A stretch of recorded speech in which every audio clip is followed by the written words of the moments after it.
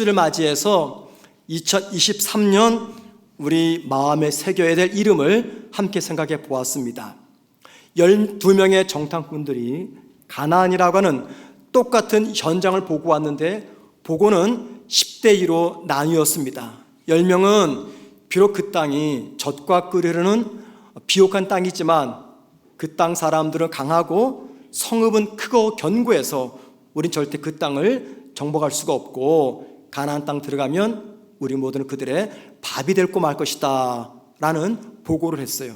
이에 반해서 여호수아와 갈렙 두 사람은 그 땅이 아무리 견고하고 사람들이 강하고 커도 우리는 그 땅을 정복할 수 있다라고 말씀을 드렸습니다.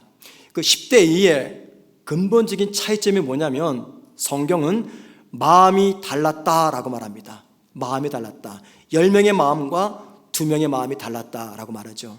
자, 여러분, 마음이 어느 곳이라고 했습니까? 우리 영혼의 가장 깊은 곳을 마음이라고 이야기합니다. 그래서 그 사람의 인품의 핵심,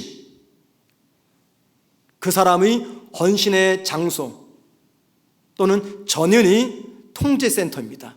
그래서 우리의 생각과 말과 행동과 모든 것들을 통제하는 것, 이게 바로 우리의 마음입니다. 그런데 여호수아와 갈렙은 바로 그 마음에다가 하나님의 이름을 새겨놓았습니다. 하나님의 이름을 새겨놓았다, 그 말은 그들의 그 마음 속에 하나님께서 베푸신 은혜의 흔적들이 자리 잡고 있었다, 그 말인 것이죠.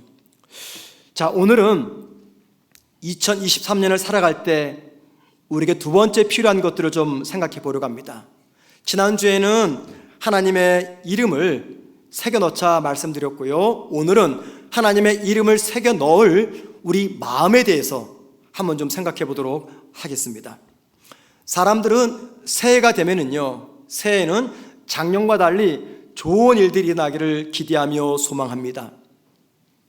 그런데 여러분, 새해는요 그냥 달력 한 장 넘기는 거예요.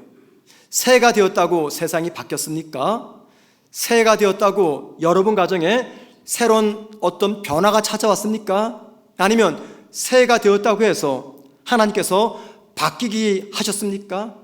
전혀 바뀐 게 없습니다. 자, 그렇다면 여러분, 우리 모두는 이 새해의 의미를 어디에다가 두어야 하겠습니까? 새해의 진정한 의미는 새해를 맞이한 우리 자신의 변화에 있다라고 생각을 합니다. 다시 말씀드립니다. 새해를 맞이한 진정한 변화는 이 새해를 맞이한 우리의 변화에 있다라는 겁니다. 새해를 맞이해서 나와 우리 가정에 좋은 일이 생겼으면 좋겠다 기대하는 것도 좋습니다. 하지만 더 중요한 게 있어요. 새해에는 내가 어떤 사람으로 변화할 것인지를 생각하며 결단하는 것입니다. 만약에 새해 들어서 가장 중요한 것은 내 자신의 변화다라는 이 말에 여러분이 동의하신다면, 자, 여러분, 올 1년 살아가시면서 여러분 모습 속에서 변화되고 싶은 것이 무엇입니까? 2023년을 시작하면서 혹 그 변화의 목적을 위해서 하나님께 기도는 드려보셨습니까? 2023년 새해를 맞이하면서 우리에게 가장 중요한 것이 있다면 나의 변화에 관한 문제일 겁니다. 우리 모두는 2023년 살면서 많은 감정들을 경험하게 될 거예요. 기쁨과 슬픔, 염려와 근심, 변덕과 고집, 시기와 질투, 사랑과 온유, 게으름과 성실 등등의 감정들을 경험하게 될 겁니다.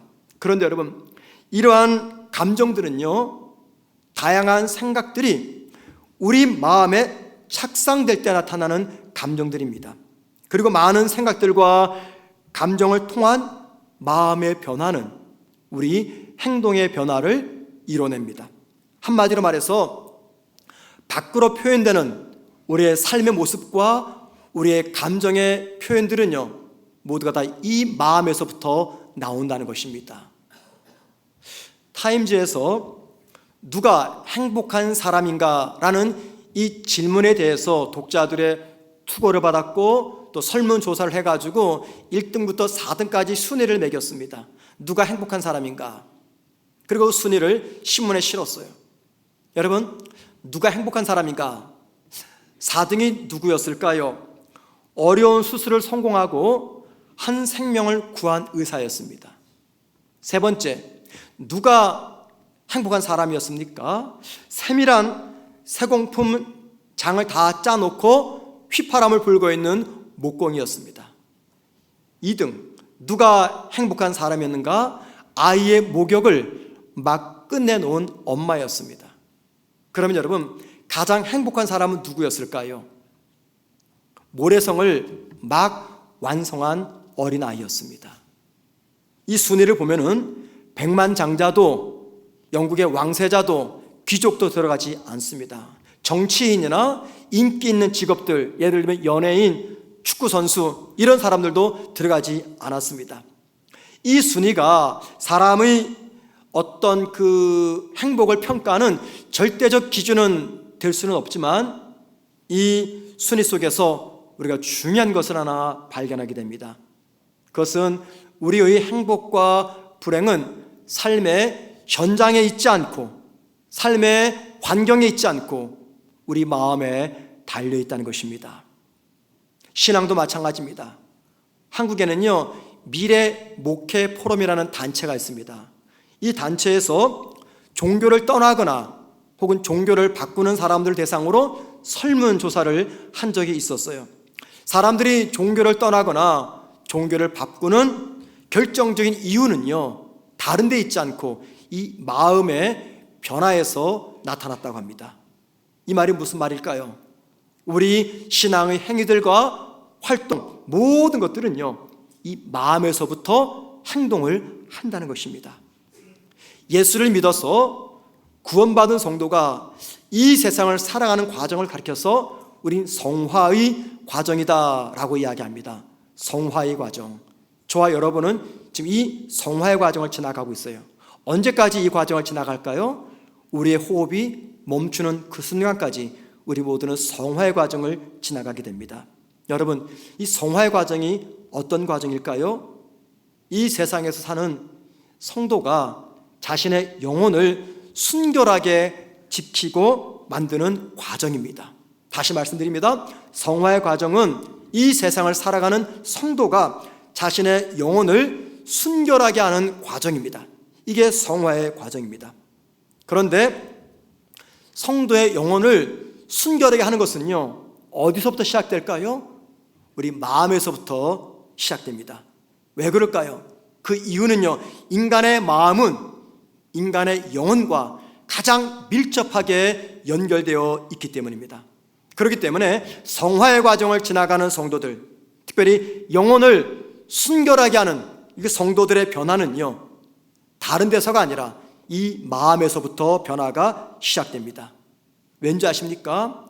죄는요, 성도의 마음을 통해서 들어오고 그 죄는요, 성도의 마음을 통해서 바깥으로 떠나기 때문입니다. 하나님을 믿는 신앙적인 삶과 하나님을 떠나는 비신앙의 삶, 이 마음에서부터 결정됩니다. 그런데 이것은요, 신앙의 영역뿐 아니죠.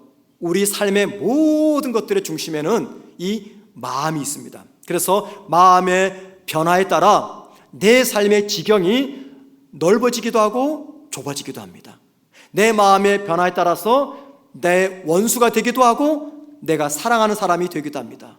마음의 변화에 따라서 행복과 불행이 결정됩니다. 마음의 변화에 따라서 옳은 삶과 잘못된 삶이 결정나게 됩니다. 그래서 성경 잠언 4장 23절에서는요, 이 마음을 이렇게 기록해 놓았습니다. 모든 지킬 만한 것 중에 더욱 내 마음을 지키라. 생명의 근원이 이에서 남이니라. 우리가 지킬 것이 얼마나 많습니까? 그런데 지킬 것 많은 것 중에서 최우선적으로 지킬 것이 우리 마음이라고 말합니다. 왜냐하면 그 마음에서 사망과 생명이 나오기 때문입니다. 그렇기 때문에 2023년 새해 초두에 우리 모두가 깊이 생각해야 될 문제가 무엇이냐면, 어떻게 하면 이 마음을 지키며 어떻게 하면 이 마음을 관리할 것인가, 어떻게 하면 이 마음에다가 하나님의 이름을 선명하게 새겨 넣을 것인가 라는 문제입니다. 이 마음에서 생명과 사망이 결정이 됩니다. 마음에서 행복과 불행이 결정이 됩니다. 마음에서 사랑과 증오가 결정된다고 한다면, 한 해 동안에 이 마음을 어떻게 지킬 것인가 하는 문제는 우리 모든 신앙인들에게 대단히 중요한 문제가 됩니다. 자, 오늘 본문은요, 우리의 이 마음을 어떻게 지킬 것인지 그 답을 알려주고 있습니다. 오늘 본문이 기록되어 있는 로마서는요, 모두가 16장으로 되어 있습니다. 1장부터 11장까지는 죄인인 우리가 어떻게 하면 예수를 영접함으로 구원받을 수 있을까, 이 문제를 다루고 있습니다. 쉽게 말해서 이신칭의 믿음으로만 우리가 구원받을 수 있다, 이 문제를 1장부터 11장까지 기록해 놓았어요. 그 다음 12장부터 15장까지는 구원받은 성도가 이 세상을 어떻게 살아가야 되는가, 실천적인 삶의 문제를 기록해 놓았습니다. 그리고 어떻게 살아야 되는가, 이 문제를 시작하는 첫 부분 12장 1절에서는요, 성도가 이 세상을 살아가는 삶을 가리켜 영적 예배라고 이야기합니다. 영적 예배. 그리고 그 다음 절인 로마서 12장 2절, 오늘 본문에서는 이 세상을 살아가는 성도가 자신의 마음을 어떻게 지킬 것인가, 어떻게 이 마음을 잘 지킬 수 있을까라는 것을 이야기합니다. 왜냐하면 저와 여러분이 이 세상에서 영적 예배인 성도의 바른 삶을 살아내기 위해서는요, 이 마음을 지키는 것이 중요하기 때문입니다. 그렇다면 여러분, 성도가 어떻게 이 자신의 마음을 잘 지킬 수 있을까요? 오늘 본문은 두 가지로 권면합니다. 첫 번째는요, 저와 여러분이 이 마음을 잘 지키기 위해서는 이 세대를 본받지 말아야 됩니다. 오늘 본문 2절 말씀에 너희는 이 세대를 본받지 말고 라고 말합니다. 세대를 본받지 말아야지 마음을 지킵니다. 여기서 말하는 세대가 무슨 의미일까요? 죄와 사탄의 통치에 의해서 움직이는 이 세상의 정신과 가치관과 문화를 가리켜서 세대라고 이야기합니다. 그런데 여러분, 세대를 본받지 말라라는 이 말 속에는요, 중요한 것이 담겨져 있습니다. 사탄의 통치 속에 있는 세상의 타락한 문화와 정신과 가치관이 하나님을 믿는 저와 여러분의 모델이 될 수가 있다는 것입니다. 우리의 모델이 될 수가 있습니다. 사람에게 있는 본성 중에서 가장 강한 본성이 무엇일까요? 우리에게는 다양한 본성이 있습니다. 그 많은 본성 중에서 가장 강한 본성, 그게 뭘까? 저는 그 본성을 가리켜서 모방의 본성이라고 생각합니다. 모방, 보고 배우고 따라하는 것. 이 모방의 본성이 가장 강한 것 같아요. 무엇인가 의해서 내가 강한 인상을 받게 되면 나도 언젠가는 저렇게 한번 해봐야 되겠다라는 본능이 우리 속에서 꿈틀댑니다. 여러분, 제가 여러분에게 사진 하나 보여드리겠습니다. 뭔지 아시죠? 예, 우리가 오래전에 보았던 영화 타이타닉의 포스터입니다. 잘생긴 남자 배우와 또 예쁜 여자 배우가 등장하는 배 위에서, 갑판 위에서 팔을 벌리고 있는 이 장면입니다. 저 장면이 펼쳐질 때 그 영화의 주제가였던 그 셀린 디온이 불렀던 My Heart Will Go On이라는 노래가 쫙 흘러나와요. 기억나십니까, 여러분들? 예, 저 영화가 상영되고 제가 얼마 뒤에 그 학술 대회 참가하기 위해서 이스라엘을 간 적이 있었습니다. 그때 이제 함께 영국에서 같이 갔던 영국의 많은 신학생들이 있었어요. 뭐 교수도 있었고 한 40-50명 되는데 그 일행 여정 중에서 진행 일정 중에서 이 갈릴리 바다에서 배를 타고 지나가는 일정이 있었어요. 이 갈릴리 바다에서 배가 떠 있었고 배 한쪽 구석에서 우리가 모여가지고 교수가 이 갈릴리 관해서 열심히 설명을 하는 겁니다. 그런데 갑자기 그 배에서 저 주제가 My Heart Will Go On이라는 노래가 쫙 흘러나와요. 그런데 갑자기 교수의 말을 듣고 있었던 남자 한 명과 여자 한 명이 배 가판 뒤로 막 달려가는 겁니다. 달려가더니 여자가 이렇게 서 있고 남자가 뒤에서 가는 거예요. 한참 무섭습니다. 제 생각에는 그 영화 볼 때 나도 한번 해봐야 되겠다 이런 생각이 있었던 것 같아요. 이게 뭐예요? 모방의 본능입니다. 모방의 본능. 무엇인가를 통해서 강한 인상을 받게 되면 나도 언젠간 해봐야 되겠다라고 하는 이 본능, 모방의 본능이 우리 속에서 꿈틀대죠. 여러분, 사탄이 저와 여러분을 공격하는 가장 중요한 목적이 무엇일까요? 사탄은요, 정확히 아는 것이 있어요.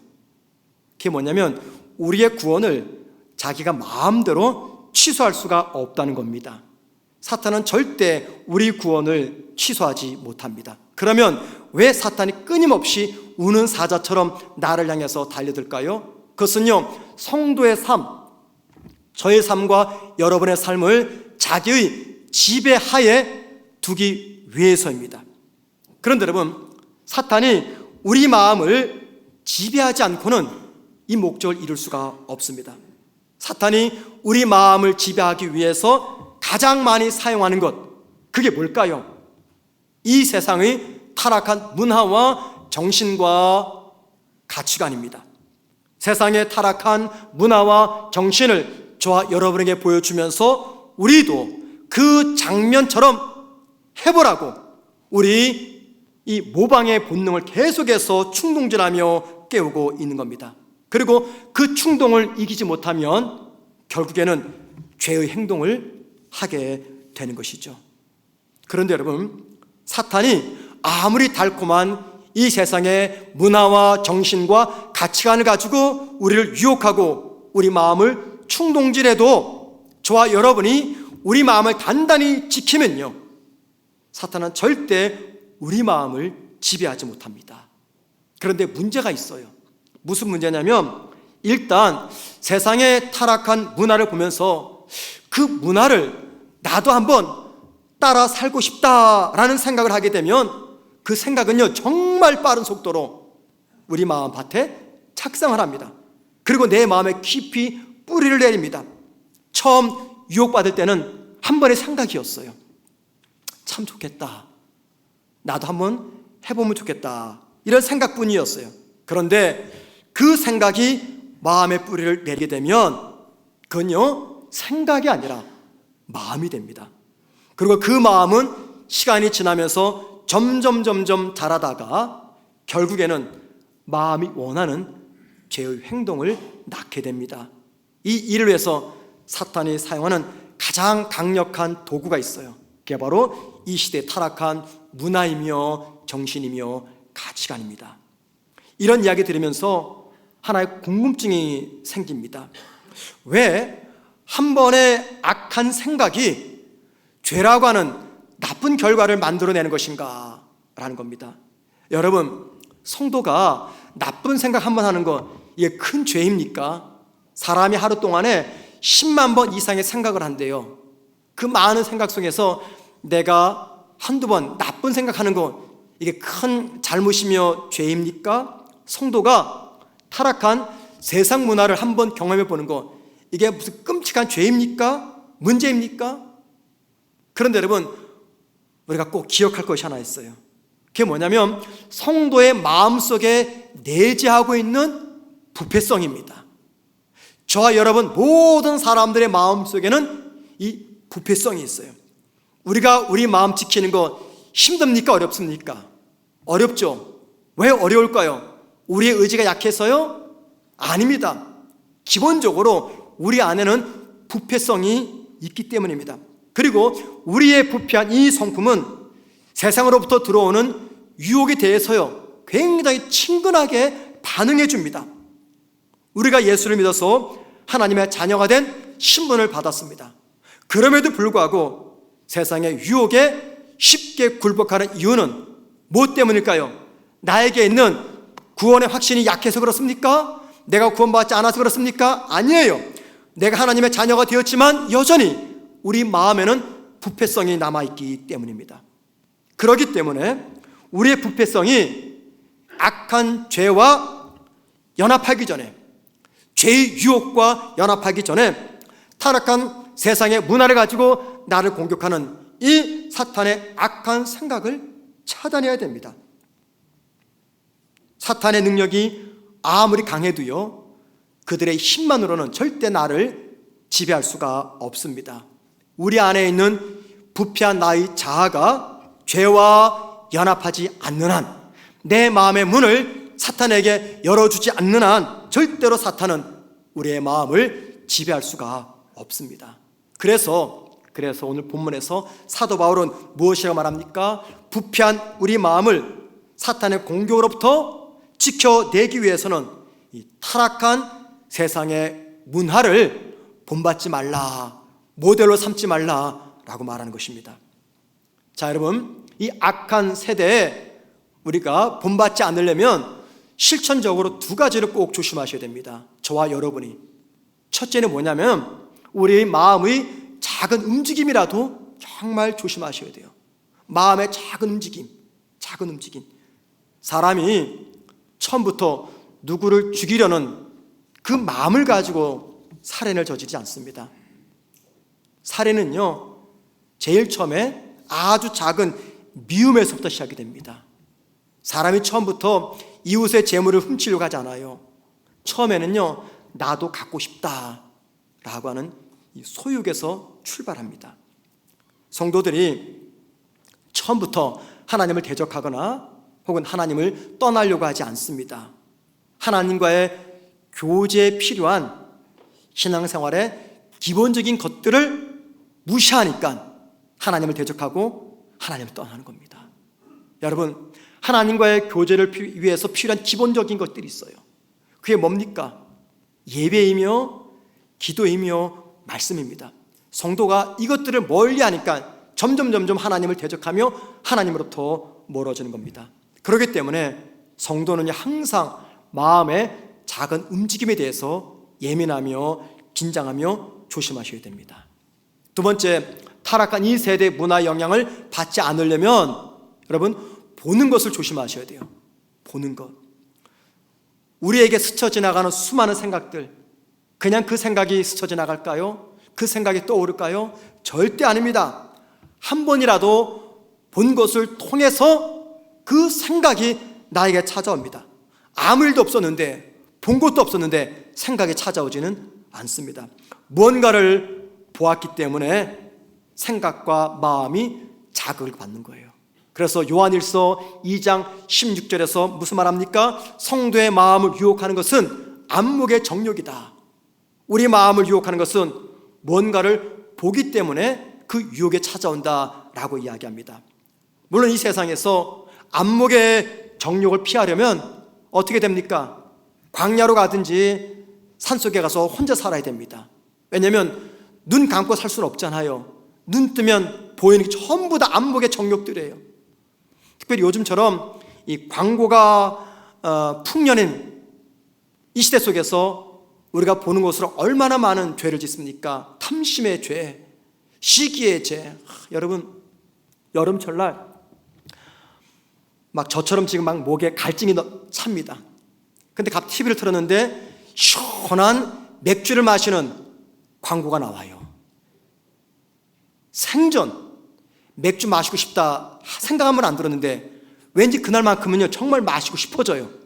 제가 그랬단 말입니다. 제가 술을 끊은 지 제가 22살 때 끊었거든요. 그러니까 벌써 37년, 8년 됐잖아요. 37년. 근데 무더운 여름날 시원한 맥주 광고 보면은요, 마시고 싶다. 우리 여자분도 마찬가지죠. 홈쇼핑 채널 자꾸만 돌리다 보면은 사고 싶은 게 있어요. 필요도 없는데 그냥 사고 싶어요. 구입합니다. 그래 놓고는 저기 옆에다가 갖다 놓고 쓰지도 않아요. 이게 뭐예요? 안목의 정욕이에요. 안목의 정욕. 그런데 여러분, 눈 감고 살 수 없잖아요. 그죠? 그래서 보는 것을 통해서 마음의 자극을 받지 않는다, 그럴 수는 없습니다. 그럼에도 불구하고 성도들은요, 아무 환경에나 자기 자신을 방치해서는 절대 안 됩니다. 솔직히 나이 든 성인이 야한 영화 한 편 본다고 해서 이게 무슨 음란죄를 저지른 겁니까? 볼 수 있잖아요. 혹은 친구를 따라 술집, 클럽에 가볼 수 있습니다. 명절날 오랜만에 만난 가족과 함께 가볍게 고스톱 친다고 해서 이게 도박죄입니까? 그럴 수 있어요. 그런데 여러분, 중요한 게 뭐냐면 반복적으로 그런 환경에 접하게 되면 사탄이 쉽게 우리 마음을 차지할 수가 있다는 것입니다. 그리고 그런 환경을 접함으로 발생하는 그 생각들이 우리 마음에 착상을 하고 뿌리를 내리게 됩니다. 그렇게 되면 우리 마음은 더러워집니다. 결국에는 욕망을 이기지 못하고 육체의 욕망을 따라 살아가는 그런 삶을 살아가게 됩니다. 그래서 여러분, 우리 마음을 지키기 위해서는 보는 것을 조심하셔야 됩니다. 자, 지금까지 말씀 어떤 내용입니까? 우리 마음을 잘 지키기 위해서는 이 세대를 본받지 말아야 되는데, 세대를 본받지 않으려면 두 가지, 마음의 작은 움직임도 조심하고 보는 것을 조심하자 말씀을 드렸습니다. 바울은 거기서 멈추지 않습니다. 하나 더 이야기합니다. 우리의 마음을 잘 지키기 위해서는 첫째는 세상의 문화를 본받지 말아야 되고, 두 번째 뭐냐면 2절 말씀 보니까는 마음을 새롭게 함으로 변화를 받아 라고 말합니다. 즉 두 번째가 뭡니까? 마음을 새롭게 변화시키는 겁니다. 마음을 새롭게 변화시키는 거예요. 자, 마음을 새롭게 변화시킨다, 이 말이 무슨 말입니까? 갱신시키다, 그 말입니다. 땅을 다시 기경하다, 그 말입니다. 완고한 땅, 딱딱한 땅, 이 땅을 그대로 농사를 칠 수 없잖아요. 땅을 다 드러내야 됩니다. 이게 기경이죠. 그래야 부드러운 땅이 됩니다. 이게 바로 마음을 새롭게 한다, 그 말이에요. 자, 그럼 여러분, 타락한 세상 문화와 시대 정신에 노출되어 있는 우리 마음을 무엇으로 지키며 무엇으로 변화시킬 수가 있을까요? 무엇으로 우리의 마음을 변화시킬 수가 있을까요? 무엇으로 딱딱한 내 마음을 기경할 수가 있을까요? 무엇으로 약한 내 마음을 지킬 수가 있을까요? 성도가 자기 마음을 잘 지키고 그 마음을 변화시킬 수 있는 것은요, 그의 안에 남아있는 하나님의 은혜입니다. 하나님의 은혜를 적극적으로 활용하는 것입니다. 여러분, 은혜란 무엇입니까? 은혜란 성도들의 마음에 있는 하나님의 사랑의 마음이죠. 믿음 생활하는 성도들은요, 누구를 막론하고 크든 적든 하나님의 은혜를 다 체험했습니다. 그래서 모든 성도들에게는 하나님 사랑에 대한 깊은 추억이 다 있습니다. 저에게도 있고 여러분에게도 있고 하나님께 받은 사랑과 은혜에 대한 추억이 있어요. 성도들 중에는 영적으로 풍성한 은혜를 누리는 성도들이 있지만 반면에 어떤 성도들은요, 아주 작은 분량의 은혜를 누리는 그런 성도들도 있습니다. 그런데 여러분, 내가 풍성한 은혜를 누리든 내가 작은 분량의 은혜를 누리든 중요한 게 뭐냐면, 거듭난 성도에게는, 주님 만난 성도에게는 그 영혼이 지금 현재 아무리 곤고하고 죄의 강력한 영향력 아래 있다 할지라도 그 마음에는요, 은혜가 남아 있습니다. 은혜가 남아 있습니다. 그리고 성도들 안에 남아 있는 그 은혜는요, 죄, 불순종, 게으름 등과 같은 악한 삶의 태도에 큰 영향을 줍니다. 그래서 은혜가 강하면 이런 악들은 상대적으로 약해집니다. 왠지 아십니까? 하나님의 은혜를 깨달은 성도들은요, 뭘 조심합니까? 생각을 조심합니다. 말을 조심합니다. 행동을 조심합니다. 보는 것, 듣는 것을 조심합니다. 그렇기 때문에 은혜가 강하면 이 악한 것들은 점점 약해지게 되는 것이죠. 그렇기 때문에 2023년 한 해 동안에 사탄의 공격으로부터 자기 자신을 지키고 그 마음을 새롭게 하기 위해서는요, 하나님의 은혜에 대한 이 갈망이 우리 모두에게 있어야 됩니다. 하나님의 은혜를 사모하고 은혜를 간구하는 분들에게는요, 공통적인 특징이 하나 있습니다. 그게 뭘까요? 하나님의 은혜를 사모하고 하나님의 은혜를 간구하는 분들에게 있는 공통적인 특징. 그것은요, 은혜를 체험할 수 있는 은혜의 방편에 적극 참여하고자 하는 열심입니다. 은혜를 체험할 수 있는 은혜의 방편, 거기에 적극적으로 참여합니다. 자, 여러분, 은혜를 체험할 수 있는 은혜의 방편이 무엇이 있을까요? 가장 중요한 것은 예배죠. 예배를 떠나서는 절대 하나님의 은혜를 체험할 수 없습니다. 또 뭐가 있을까요? 기도입니다. 또 뭘까요? 말씀입니다. 바로 이런 것들이죠. 신앙의 가장 기본적인 것입니다. 예배, 기도, 말씀, 이것들이 은혜를 체험하게 하는 은혜의 방편입니다. 그런데 은혜를 사모하며 은혜를 간구하는 성도들은요, 모두가 다 예외 없이 이 은혜의 방편에 적극적으로 참여합니다. 그래서 한 번의 기도를 드려도 마음에서 우러나오는 진실된 기도를 드리게 됩니다. 그 진실된 기도를 통해서 자신의 마음을 지배하고 있는 악한 생각들을 제거합니다. 또한 흉악한 죄인조차도 용서하신 예수님의 십자가 은혜를 날마다 묵상합니다. 그리고 강단에 선포되는 하나님의 말씀을 붙잡기 위해서 영의 귀를 열어서 집중해서 그 말씀을 듣고 그 말씀을 자신의 신비에 빼곡히 새겨놓습니다. 혼자 개인적으로 묵상하는 성경 말씀을 탐구하고 그 말씀을 삶에 적용시키기 위해서 열심을 냅니다. 왜요? 그런 것들을 통해서 내가 은혜를 체험하고 은혜를 내가 붙잡아야지 내 마음을 지키며 내 마음을 새롭게 변화시킬 수가 있기 때문입니다. 여러분, 2023년 한 해 동안에 이러한 은혜의 방편에 대해서 적극적으로 참여한다는 것은 무슨 말입니까? 세상의 공격, 사탄의 공격으로부터 내 자신을 지켜내겠다라는 의지가 담겨져 있는 것입니다. 그래서 여러분에게 기도의 자리로 나오시라고 제가 이토록 부탁을 드리는 거죠. 그런데 만약에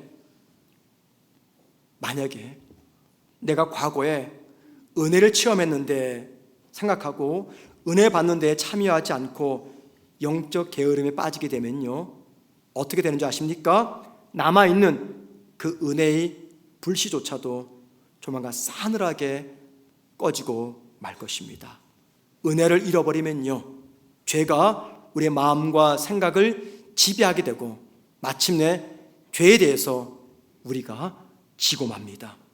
그러므로 만일 올 한 해 마음을 잘 지키고 마음을 새롭게 변화시키기를 원하신다면 부탁드립니다. 여러분, 은혜의 방편에 적극적으로 참여하십시오. 말씀을 정리하겠습니다.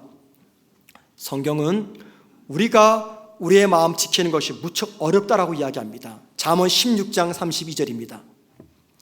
노하기를 더디하는 자는 용사보다 낫고 자기의 마음을 다스리는 자는 성을 빼앗는 자보다 나으니라. 여러분, 이 말씀에 의하면 10명의 정탐꾼은 왜 가나안 성을 보고 달아난 것입니까? 성 정복하는 게 어려워서요? 아니죠. 그들은 먼저 그들의 마음을 지켜내지 못했기 때문입니다. 마음 지키는 게 너무너무 힘이 들어요. 자, 그런데 여러분, 마음 지키는 것이 힘든 것은 알겠어요. 그런데 왜 마음 지키기가 힘이 들까라는 거죠. 왜 힘이 들까? 여러분, 언제 내 마음이 무너집니까? 대부분의 경우에는요, 두려운 삶의 고난이 찾아올 때입니다. 두려움이 밀려올 때 내 마음 지키기가 너무나 어렵습니다. 직면한 상황이 두렵기 때문에 마음 못 지켜요. 그렇게 되면요, 나도 모르게 마음이 완고해집니다. 내 마음이 강팍해집니다. 세상이 하나님보다 더 크게 보입니다. 하나님이 보이지 않고 하나님은 나와 함께 동행하는 것이 느껴지지 않습니다. 언제요? 삶의 무서운 고난과 두려움이 찾아올 때, 그때입니다. 대부분의 성도는 그때 마음의 줄을 놓치고 맙니다. 여러분, 지난주 말씀 기억해 보시죠. 여호수아 갈렙, 무슨 이유 때문에 그 땅을 우리가 소유할 수 있다, 우리가 그 땅을 정복할 수 있다 말했습니까? 마음이 달랐기 때문에. 10명의 정탐꾼들이 왜 부정적인 보고를 합니까? 마음이 달랐기 때문에. 하나님이 홍해강을 가르고 반석에서 물을 내시고 메뚜기와 만나를 주시고 불기둥과 구름기둥으로 인도하신 그 하나님의 은혜를 알면서도 왜 그들의 눈에 보이는 가나안 주민과 가나안 성읍들 앞에서 하나님이 자기들을 지켜주실 것이라고 믿지를 못한 것일까요? 왜 그랬습니까? 분명히 과거에는 하나님의 초자연적 은혜를 경험했는데 왜 가나안 사람과 성읍 앞에서는 그 하나님을 잊어버린 것입니까? 왜 그렇습니까? 가나안 사람들과 가나안 성읍을 본 순간 그들의 마음에 뭐가 밀려온 겁니까? 두려움입니다. 두려움이 밀려왔어요. 두려움이 밀려오니까는 누구를 보지 못하는 겁니까? 하나님을 보지 못하는 거예요. 과거 생생한 하나님의 은혜를 경험했는데 두려움이 밀려오니까는 그 하나님의 역사와 하나님의 은혜와 하나님의 사랑이 하나도 기억나지 않는 겁니다. 그러다 보니까는 그들은 마음을 지키지 못했던 것이죠. 여러분에게 제가 질문 하나 드려보겠습니다. 정직하게 여러분 마음속으로 답해보세요. 정말 여러분은 하나님께서 온 우주 만물을 창조하신 창조주이심을 믿으십니까? 그리고 그 하나님이 나를 창조하신 것도 믿으십니까? 예수님의 동정녀 신비한 탄생을 믿으세요? 예수님께서 죽은 자를 살리시고 물 위를 걸어가시고 오병이어 기적을 행하신 그 역사도 믿으십니까? 우리 모두는 이 신비하고 놀라운 기적들을 믿습니다. 세상 사람들이 믿지 않는데 우리 믿어요. 초자연적 기적을 믿습니다. 그런데 이 하나님의 능력을 믿으면서도 왜 우리 마음을 두려움과 염려에 빼앗기는 겁니까? 왜 그렇습니까? 하나님의 살아계심도 믿고 그 하나님이 내 인생의 주인도 믿고 다가올 천국도 내가 믿는데 성경에 기록된 수많은 기적도 내가 믿는데 왜 내 삶에 찾아오는 두려움과 염려 문제 앞에서 쉽게 낙심하면서 내 마음의 주를 놓치는 겁니까? 왜 내 마음을 사탄에게 자꾸만 내어주는 것입니까? 왜 세상 문화에 내 마음을 내어주는 겁니까? 여러분 왠지 아십니까? 바로 그 순간 내가 체험했던 하나님의 은혜를 내가 잊고 있기 때문입니다. 성도는 자신의 마음속에 남아있는 하나님의 은혜를 적극적으로 활용하면요 감당 못할 인생의 시련이 없습니다. 여러분 생각해 보세요. 이 세상에서 하나님의 은혜보다 더 강한 게 있나요? 없어요. 왜 없습니까? 그 하나님의 은혜 때문에 저와 여러분이 그리스도인이 되었잖아요. 여러분 우리가 쉽게 예수를 믿을 사람입니까? 얼마나 마음이 완악합니까? 고집이 셉니까? 내 자아가 얼마나 강합니까? 그런 나를 하나님의 은혜로 굴복시켜서 목사되게 하셨어요. 인생의 파란만장한 꿈을 다 적게 만들고 목사의 길로 갖게 하셨어요. 저만 그렇습니까? 여러분 이 세상을 남 못지않게 떵떵거리며 인생 즐기며 살고 싶은 우리 마음의 욕망이 다 있어요. 그런데 그 모든 것들을 다 끊고 절제합니다. 뭐 때문입니까? 그게 하나님의 은혜 때문이에요. 내 목숨처럼 소중한 이 물질을 매 주일마다 하나님께 내어드립니다. 나를 위해서는 너무너무 인색합니다. 자식을 위해서도 인색합니다. 그런데 하나님에게는 기쁨으로 내어드립니다. 이게 무엇 때문입니까? 은혜 때문이 은혜 아니면 이 모든 게 어떻게 감당이 됩니까? 하늘이 무너지는 큰 인생의 절망 가운데서도 툴툴 털고 일어서는 이건 무엇 때문입니까? 은혜 때문이에요. 저와 여러분은 이 은혜로 거듭났고 은혜로 살아가고 은혜에 붙잡힌 사람들입니다. 누가 뭐래도 우리 안에는요 은혜가 남아 있습니다. 그 은혜를 적극적으로 사용할 때 그때 여러분 우리 마음을 지배하는 사탄의 유혹과 두려움과 세상의 문화 앞에서 우리 마음 내어주지 않고 굴복당하지 않고 끝까지 내 마음을 지켜낼 수가 있는 것입니다.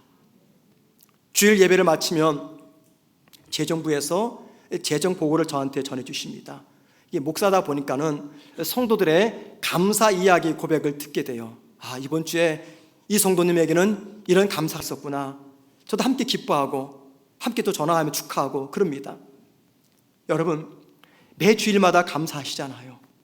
한 달 전에 어떤 문제 때문에 감사하셨잖아요. 왜 감사하셨어요?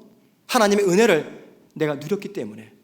그러면 여러분, 오늘, 내일, 한 달 뒤 내 앞에 가난한 사람, 가난한 성읍이 놓인다 할지라도 두려워하지 마시고 한 달 전 주님께 올려드렸던 그 감사와 은혜를 다시 떠올리십시오. 내 안에 남아있는 은혜를 적극적으로 활용하십시오. 그리할 때 내 마음을 온전히 지킬 수가 있는 것입니다. 그렇기 때문에 우리의 신비에 새겨야 되는 하나님의 이름은요, 하나님의 문자적인 말 그대로 이름이 아닙니다. 뭡니까? 내 삶에서 역사하셨던 하나님의 일하심, 하나님의 은혜의 흔적들을 내 가슴에 새겨 넣는 겁니다. 그리고 필요하면 그 은혜를 꺼내서 내 삶을 하나님의 사람답게 살아가게 되는 것이죠. 여러분, 2023년 저와 여러분이 가장 잘 해야 될 것, 우리 마음에 하나님 이름을 새기는 겁니다.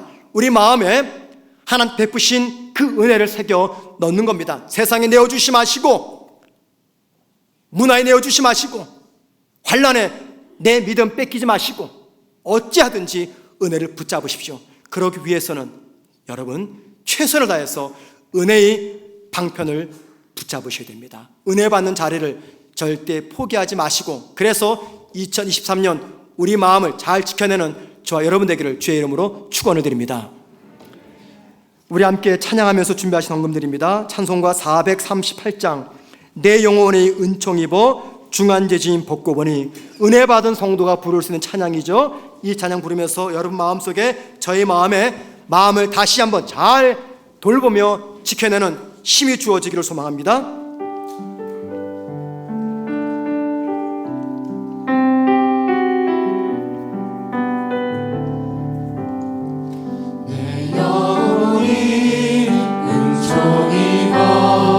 중한 죄진 벗고 보니